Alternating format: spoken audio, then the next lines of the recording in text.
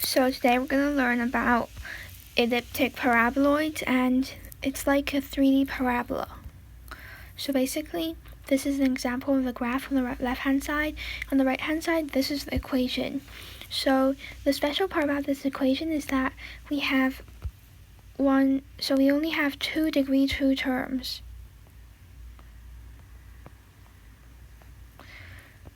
And we have 1 degree 1 term. As you can see, this degree 1 term is the side which we have our paraboloid to be parallel to. So basically, this is our graph, the equation of our graph. So let's just graph out an equation and try an example. So let's try out x squared over 25 plus y squared over 9 equals z over 4. So this is obviously a graph of an equation of an elliptic paraboloid. So let's graph the traces. So traces are like really helpful. So they basically tell you what our graph looks like when they intersect these planes. So for example, this tells us that our xy trace tells us what our graph will look like when it intersects a plane that is this or parallel to this. And then it's like, if we set our z equals to 0, then this is our whole plane where z equals to 0, right? If we set z equals to 1, then we just move this plane up by 1 unit, and then we get something like that. So like some 2D graph like an ellipse, etc. So that's the same thing for the other 2 traces, but let's just graph the first trace, the xy trace. So in the xy trace, we set z equal to 0, so this whole term here is just gone.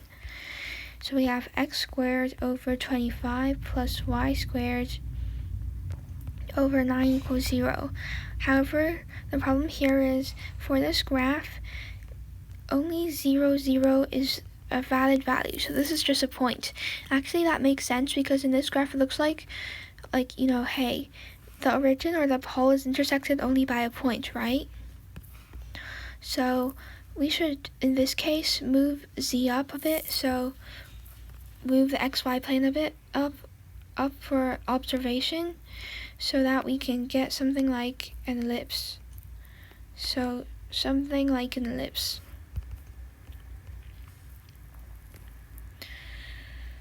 So basically that's our idea. So I'll just let z be, z be 4.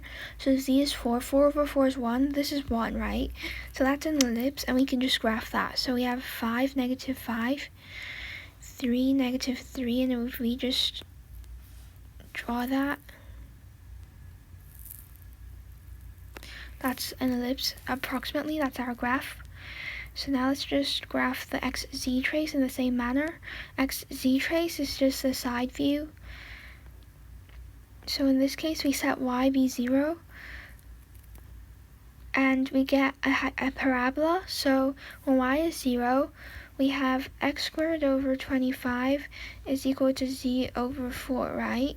So this just gives us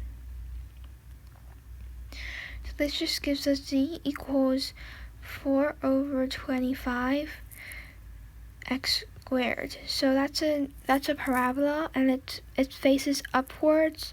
So I'm guessing it's approximately something like that, or actually a bit wider.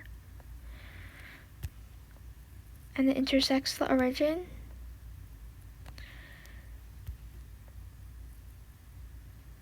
So just try to imagine that this intersects the origin.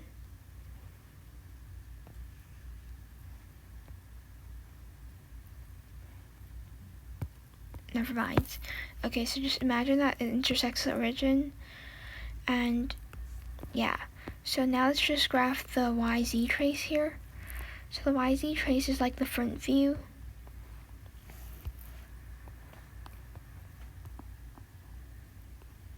So basically, let me just visualize this once again. for the YZ trace, you have this plane here, and you're trying to figure out what your graph looks like when it intersects this plane. So around somewhere here, right, in between, around somewhere here, your graph will intersect the plane, and it'll look something like that.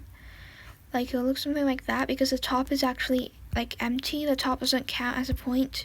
There's nothing on the top of the graph. Like, this graph is hollow, so yeah. So you get, like, something like a parabola, so we know what to expect. And actually, if we set if we set x equal to 0, you have y squared over 9 is equal to z over 4. So you end up with z is equal to 4 over 9y squared. So you have 4 over 9y squared, and that's also a parabola, but it's a bit thinner, I suppose, because of the coefficient.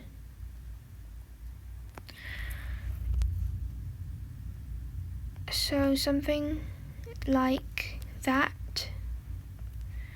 That's our 3 traces.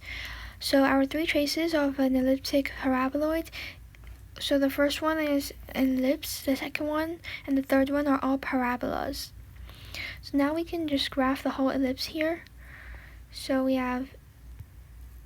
can graph the whole elliptic paraboloid here. So we have this 3D coordinate plane, and then basically, so the top view is an ellipse, right? That's kind of obvious. So something like that, and then we have a parabola. So a parabola, so let me just use a different color.